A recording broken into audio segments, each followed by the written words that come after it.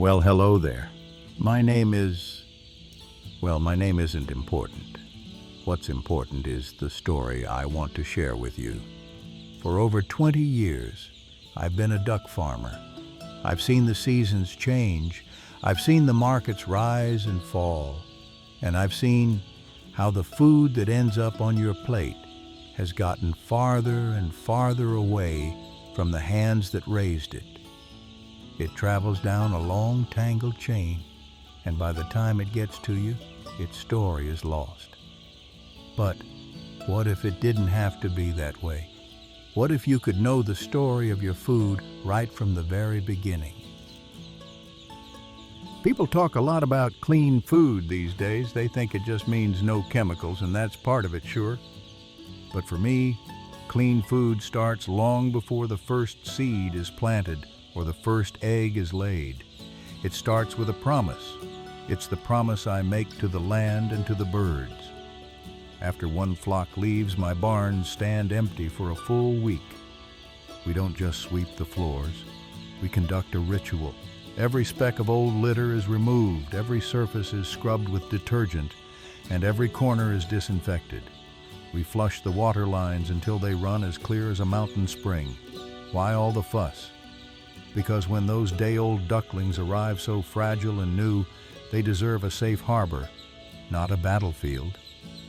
A clean start means a healthy life, a life where every bit of energy goes into growing strong and robust, not fighting off sickness. Have you ever stopped to think about what goes into the very first day of the food you eat?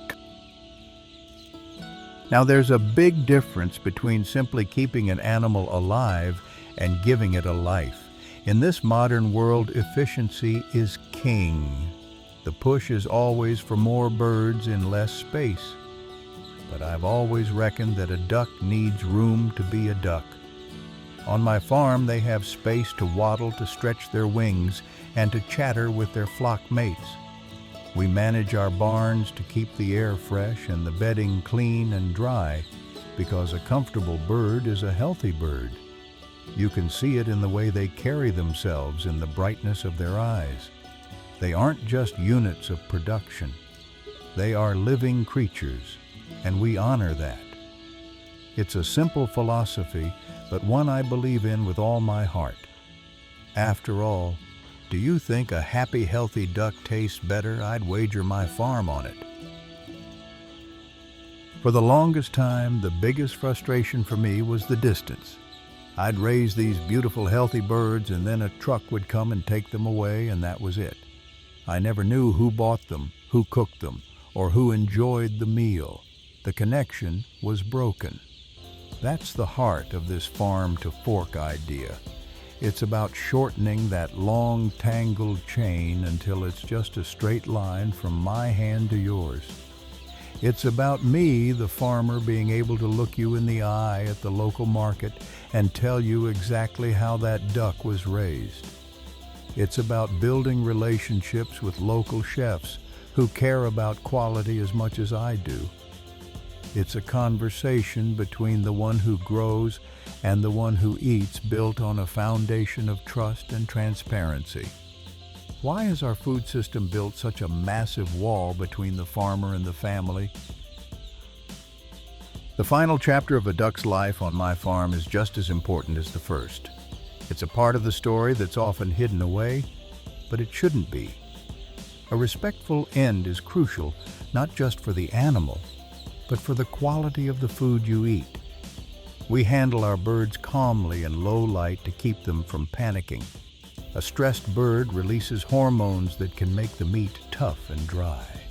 A calm, humane harvest ensures that the weeks of clean living, good feed, and fresh air are honored in the final product. It's the final step in fulfilling the promise I made on day one. It's about ensuring the quality we nurtured for weeks makes it all the way to your fork. Doesn't the way an animal's life ends matter to the meal you serve your family?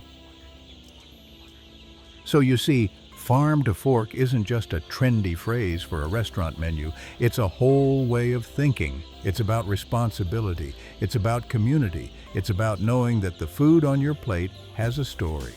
You can be proud of a story of a clean start, a good life, a respectful end, and a direct connection between my farm and your family. It's about food that not only nourishes your body, but also nourishes your trust in where it came from. What story do you want your food to tell? And if you ever find yourself on the road that winds through Tay Ninh province here in Vietnam, my gate is always open. I invite you to come and see this story for yourself. Come walk the barns with me, see how we keep things clean, and feel the incredible softness of a day-old ducklings down in your own hands. You can see how we care for them, how we protect them from sickness, and how we watch them grow from a tiny ball of fluff into a strong, healthy bird in just a matter of weeks. It's a simple life, but it's an honest one, and I'd be proud to share it with you.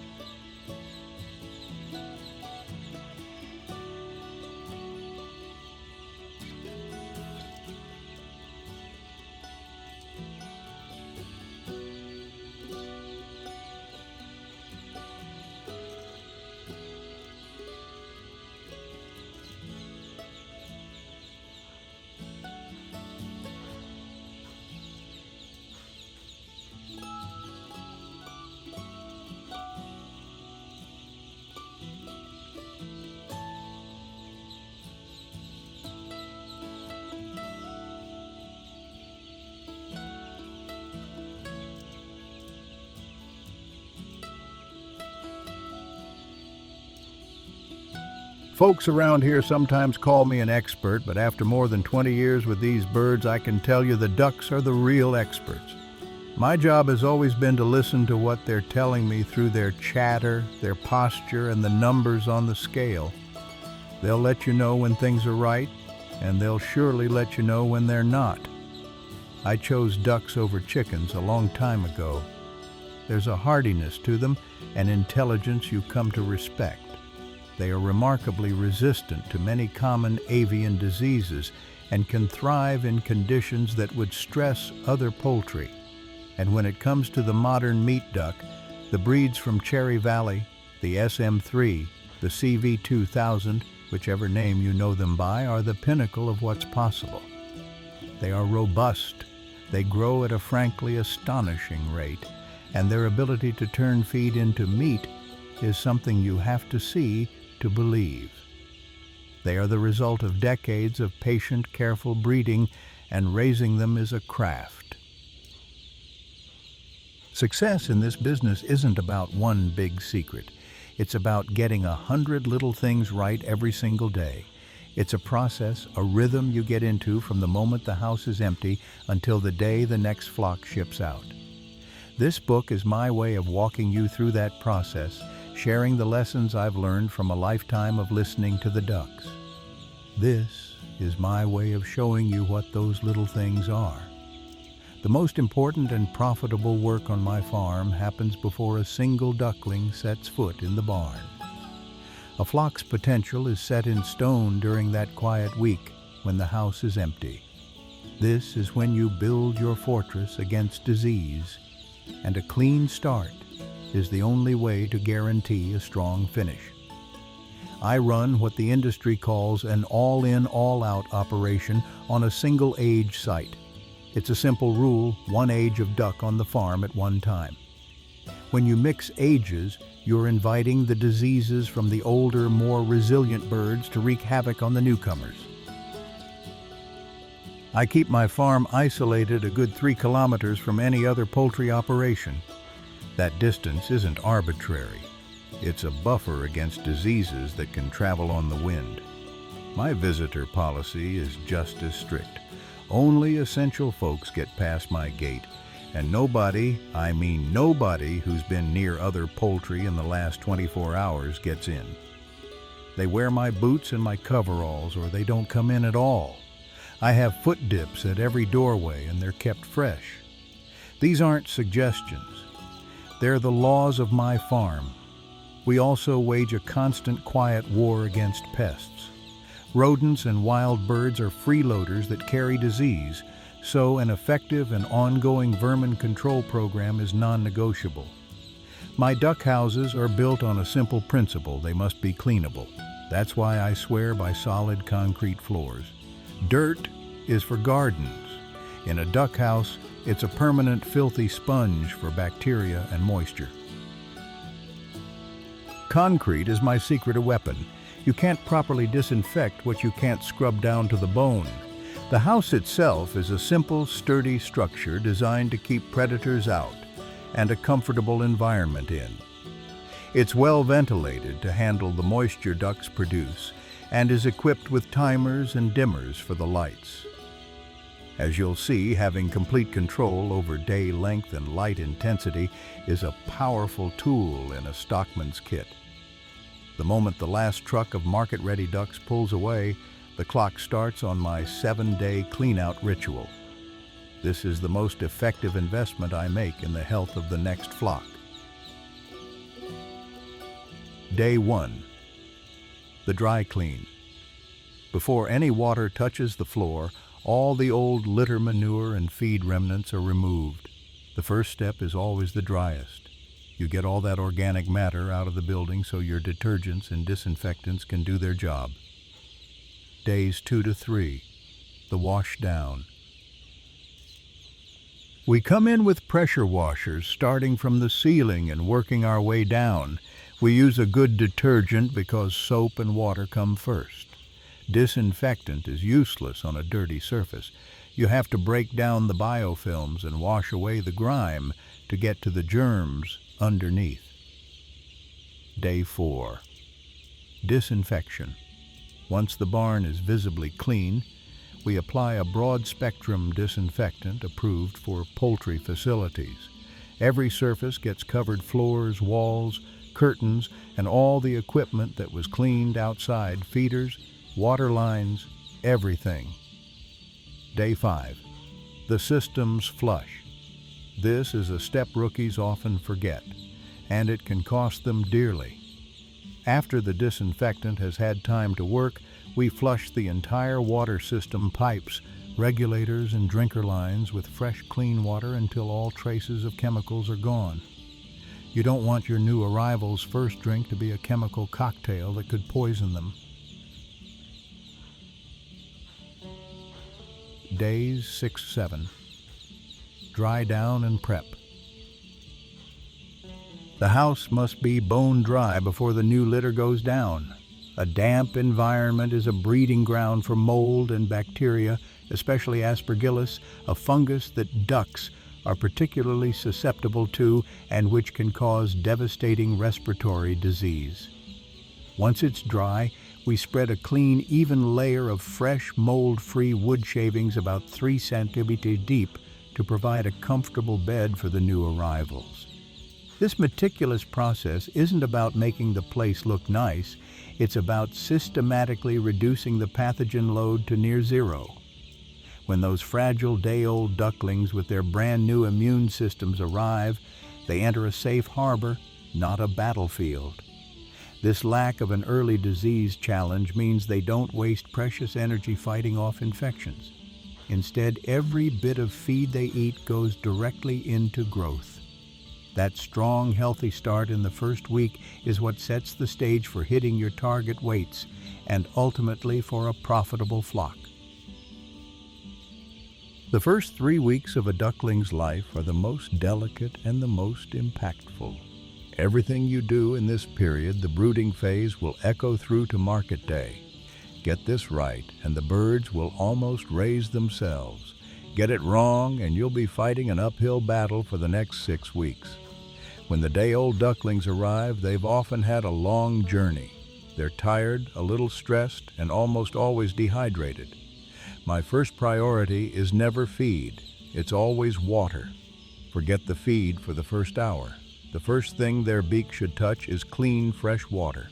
I gently tip them from their transport boxes into the prepared brooding area where supplementary waterers and feed trays are waiting impossible to miss. That first drink rehydrates them and gets their system ready for their first meal. I don't heat the whole barn for 1,000 tiny ducklings. That's a waste of money, and more importantly, it doesn't give the birds a choice. I use a technique called spot brooding, creating warm islands in the sea of the barn floor. To do this, I build elliptical brooder surrounds. I use sections of flexible solid board about 1/2 meter high to form a ring roughly 4 meters by 7 meters. This is the nursery for the first 1,000 ducklings. The solid wall protects them from drafts, and the curved shape prevents them from piling up in corners, which is a common cause of death in young birds. Inside each ring, I hang 2 gas brooders. The secret isn't just heat, it's a temperature gradient. The temperature directly under the brooder should be a balmy 35 degrees, maybe 95 degrees. But the ducklings must have enough space to move away into cooler zones if they get too warm. The ducklings themselves are the best thermometers you'll ever own. If they're huddled tightly under the heat, they're cold. If they're all pushed up against the outer walls of the ring, they're too hot. But if they're spread out evenly, chirping contentedly with some eating, some drinking, and some sleeping, you've got it just right. This cozy nursery doesn't last long. Starting on day 3, I make the ring a little bigger each day. By day 7, the training wheels come off, and I remove the surround, completely giving them access to the whole pen area. This gradual expansion lets them acclimate to the larger space without shock. The brooder surround is more than a physical barrier. It's a behavioral training tool. It focuses the ducklings' attention on the essentials, heat, feed, and water, during their most vulnerable period, programming them for success and driving the uniformity of the entire flock. For the first week of life, the lights in my barn are on 24 hours a day. I make sure it's bright too, up to 40 lux right over the feed and water. They're babies. They need all the help they can get to find the grocery store and the water fountain. The temperature schedule is non-negotiable, but it's also not just about reading a thermometer. It's a guide, and the bird's behavior is the final word. I start at 35 degrees C under the brooder on day 1 and gradually reduce it week by week. By the end of week 4, the temperature is down to about 24 degrees, 75 degrees, and they're well on their way to being fully feathered and self-sufficient. To ensure even the smallest, shyest duckling gets a good start, I use extra feed trays and waterers scattered throughout the brooder ring for the first 3 to 4 days. This makes it impossible for a bird to wander more than a few steps without finding what it needs. The feed itself is a high-performance fuel. The starter diet is packed with protein 22%, and metabolizable energy $29.50 as text kcal sarcade to support the explosive growth of this early phase. Every component is designed to build a strong frame and healthy organs, setting the foundation for the rapid muscle development to come. As the old saying on my farm goes, every additional gram of body weight the birds gain at 7 days will increase their slaughter weight by 8 to 10 grams. That's not just a saying, it's the economic reality of a good start. To give you a quick reference for this critical period in the first week from day 1 to 7, the temperature under the brooder starts at 35 degrees Celsius and is gradually lowered to 31 degrees. The lights are on 24 hours a day at a bright 40 lux, and the ducklings are kept in the nursery ring with about 90 to 100 square centimeters of space per bird. In the second weekdays, 8 to 14, the temperature continues to drop from 31 to 28 degrees Celsius, and the lights are reduced to 23 hours a day. By this time, the brooder surround has been removed, and they have about 0.1 square meters of space each. For week 3 days, 15 to 21, the temperature goes from 28 down to 25 degrees, and the light is further reduced to 16 to 18 hours a day, with the space remaining at 0.1 square meters per bird. Finally, in week 4, we transition them to the grower space with the temperature dropping from 25 to 22 degrees Celsius and the light schedule holding steady at 16 to 18 hours. After, the delicate dance of brooding, the growing phase begins. This is where the ducks hit their stride, and their growth is nothing short of explosive. My job shifts from intensive care to managing a rapidly expanding population, fighting a constant war against water, and ensuring the birds have all the fuel they need to meet their incredible genetic potential. Around day 18, the distinction between the brooding area and the rest of the house dissolves. The birds now have the full run of the place, and they need it. They need room to stretch their legs, flap their wings, and behave like ducks. I make sure they have at least 3 square feet, $279/text/amount $2 of floor space per bird. A crowded duck is a stressed duck, and a stressed duck doesn't grow efficiently. Their need for supplemental heat also fades. Once they start getting their proper feathers around day 28, they are remarkably self-sufficient. Their thermal comfort zone is wide, ranging from about 8 degrees Celsius to 23 degrees Celsius, 46 degrees to 73 degrees F. So, as long as the barn is protected from extreme weather, they are perfectly comfortable. Now we come to the central challenge of raising ducks indoors water. Remember, they're waterfowl. They love water, and they'll put it everywhere you don't want it. From this point on, my biggest job is keeping the litter dry. My solution, perfected over many years, is the drinker island. It's a simple but brilliant concept. My drinkers don't sit on the litter. They sit on an elevated platform made of good quality plastic slats with gentle ramps for easy access. Any water the ducks splash, and they will splash, drains away through the slats into a channel below, instead of turning my litter into a swamp. To complete the system, a low solid wall borders the entire island, which stops them from flicking and splashing water out onto the main litter area. Even with this system, daily vigilance is key. Every day, I walk the house shovel in hand, topping up with fresh, dry shavings where needed. Damp litter is the enemy. It's an incubator for harmful bacteria, and fungi releases ammonia that burns their lungs and causes painful sores on their feet and breasts. A duck in pain or with respiratory distress will not eat or drink optimally, and performance will suffer. In duck farming, water management is health management. As the ducks enter this rapid growth phase around week 3, their nutritional needs change. We're no longer just building a strong frame, we're now focused on putting on high-quality meat. The feed itself is a high-performance fuel, and the formulation changes as the ducks grow. The starter diet used for the first 3 weeks is packed with 22% crude protein and 2950 kcal/kg of metabolizable energy.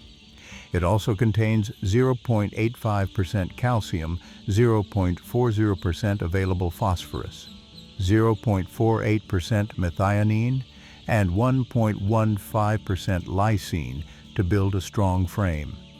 Around week 4, we switch to the grower and finisher diet.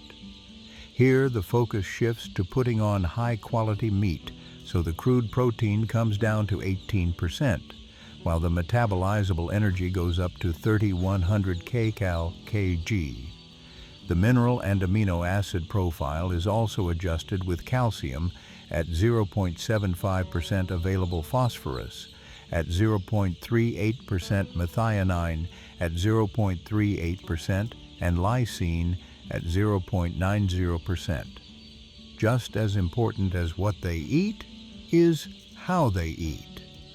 I ensure there is more than enough feeder space for all birds to eat at the same time. Competition at the feeder is a primary cause of poor flock uniformity. The feed must also be distributed quickly and evenly throughout the house so that the birds at the far end of the barn get the same opportunity as those right next to the hopper. Every week without fail, I sample weigh a portion of the flock. The scales don't lie. They are my report card.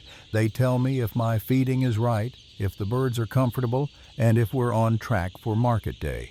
The growth chart isn't just data, it's the story of the flock. The scales tell the story of the flock's progress. A duckling starts at about 52 grams on day 1. By day 7, it should reach a target weight of 255 grams, a gain of over 200 grams on about 60 grams of feed per day. The growth then accelerates. By day 14, the target is 660 grams, a weekly gain of 405 grams, with daily feed intake jumping to 130 grams. This is when they literally double their body weight in 7 days. By day 21. They should weigh 1,330 grams, a massive 670-gram gain for the week, eating around 210 grams daily. The pace continues with a target of 1,930 grams by day 28, 2,750 grams by day 35, and finally, a market-ready bird of around 3,430 grams by day 42. By this point, a single duck will have consumed an estimated total of 8.5 kilograms of feed over its life. That's a 65-fold increase from the 52-gram fluff ball that arrived just 6 weeks earlier. It's a testament to the incredible genetics of these birds and the power of getting all the little things right. You can have the best barns and the most scientific feed formulas in the world, but it's the stockman's eye, that daily intuitive connection with the flock, that separates the good farmers from the great ones. It's the art that complements the science, and it's learned over years of walking the houses and paying attention. I walk through each house at the same time every day, usually just after the morning feeding. Ducks are creatures of habit. They appreciate routine, and it gives me a consistent baseline to judge their behavior. I'm not just counting them. I'm listening to the sounds they make and watching how they move. A healthy, comfortable flock has a certain low, contented hum to it. They'll be evenly distributed throughout the house, with some at the feeders, some at the drinkers, and others resting quietly. I'm looking for anything out of the ordinary, a bird that's lethargic or isolated, any sign of a limp or lameness, or any bird with a wet, dirty appearance which could signal a problem. These are the early warnings that something might be amiss. There will be times you need to handle your birds for weighing, for inspection, or for moving them. How you do it matters. A stressed bird is an unproductive bird, and rough handling can cause bruising and injury that will show up as downgrades at the processing plant. The cardinal rule is this: never ever grab a duck by its legs or a single wing.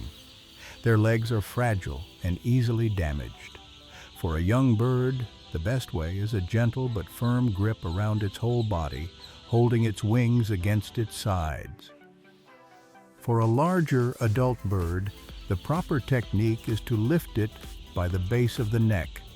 But, and this is the crucial part, you must immediately use your other hand to support the full weight of its body. You are carrying the body, not hanging the bird by its neck. This method keeps the bird secure and calm. I talk a lot about uniformity, and for good reason. A uniform flock is a profitable flock.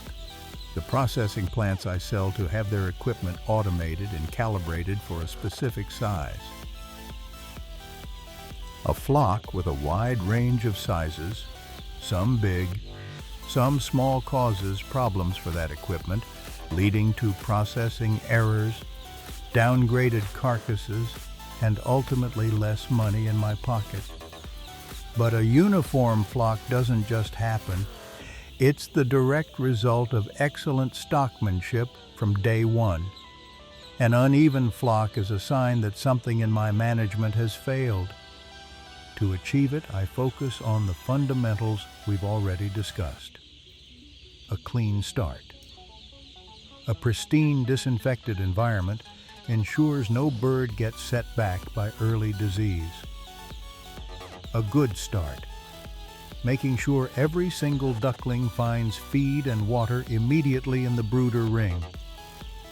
Equal opportunity, providing more than enough feeder and drinker space so no bird is bullied away, and ensuring feed is distributed quickly and evenly. A healthy environment. Using high-quality dry litter to prevent foot problems that would stop a bird from walking to the feeder. Daily culling. Humanely removing any weak, sick, or injured individuals as soon as they are spotted. They will not recover, and they pose a disease risk to the rest of the flock. My health program is all about prevention, and it starts right from the beginning. On day 2, the ducklings receive an oral Cerco vaccine.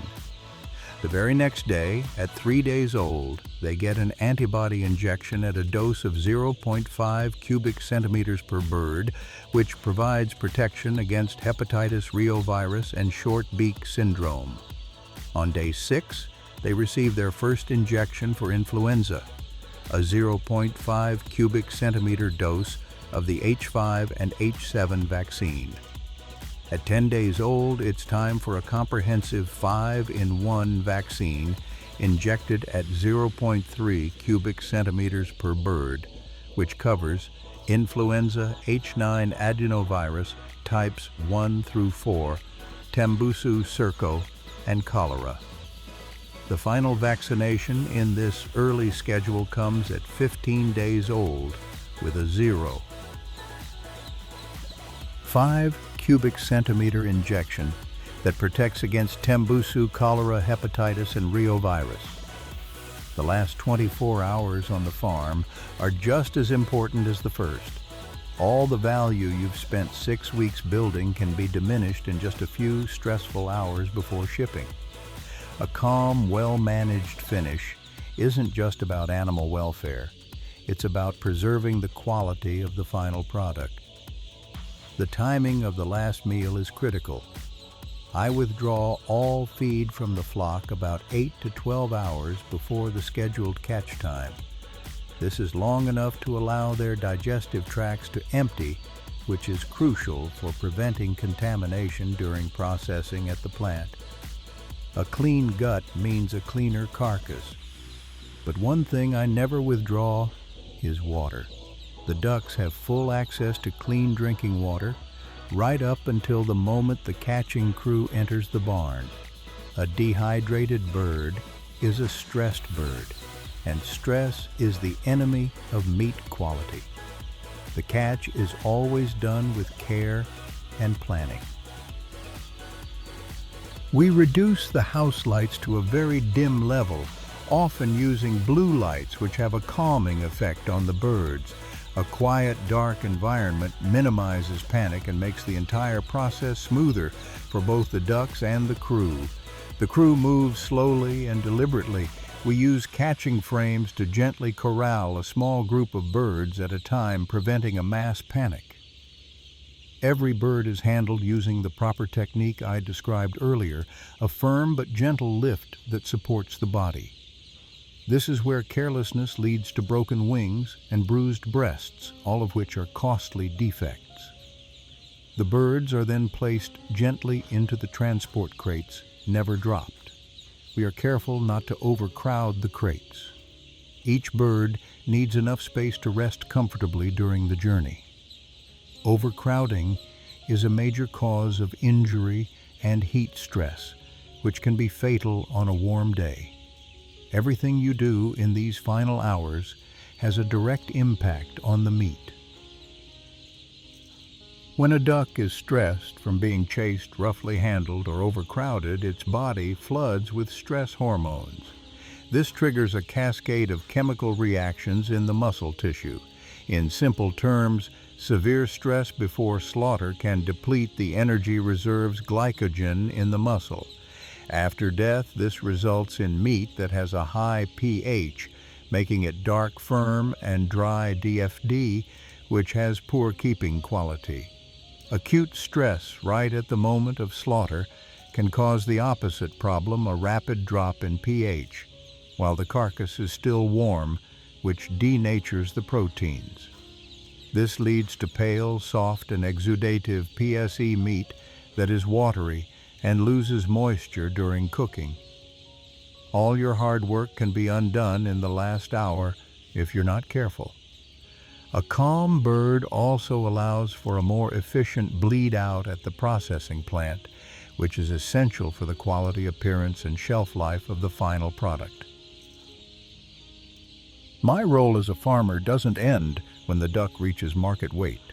It ends when a calm, healthy bird is safely on the truck, its quality preserved for the consumer.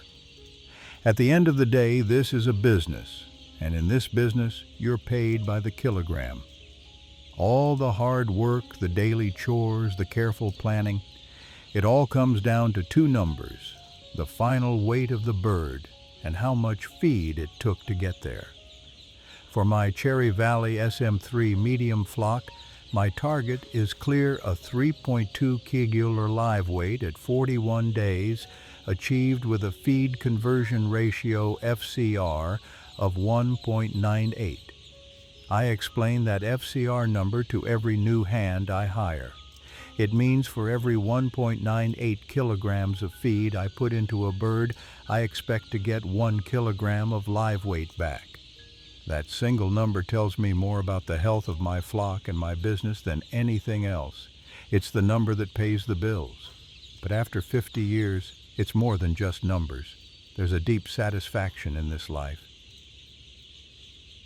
It's the challenge of it, the daily rhythm of caring for living creatures, and the quiet pride in knowing you're producing good, wholesome food for people's tables. It's a life's work. If I have one piece of advice for the next generation of farmers, it's this: listen to the birds, trust your eyes, and never, ever skimp on cleaning the house.